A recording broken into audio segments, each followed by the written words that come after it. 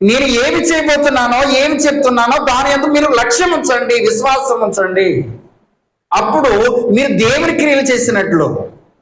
ఉంచకపోతే దేవుని క్రియలు చేసినట్టు కాదు. మన క్రియలు దేవుని యందు ఉన్నాయా? దేని యందు ఉన్నాయి ఇప్పుడు క్రియలు?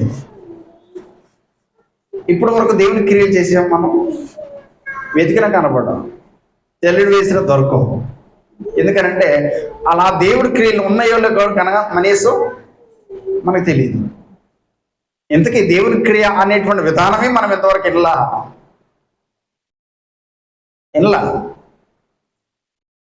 వినకపోతే ఎట్ట తెలుస్తుంది మనకి? తెలియదు.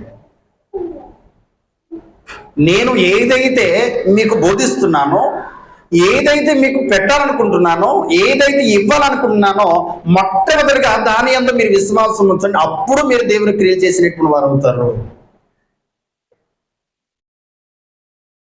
అప్పుడు దానికి పాత్రలు అవుతారు మీరు. ముందుగా చెప్పాడు కదా, క్షయమైనటువంటి ఆహారం కోసం కష్టపడొద్దు, మీరు అక్షయమైనటువంటి ఆహారం కోసం కష్టపడండి. మనం దేనికోసం ఎక్కువ ప్రయాసపడతామంటే క్షయమైనటువంటి దానికోసమే ప్రయాసపడతాం. మీరేంటి, నేనంటే అందరూ అంతే.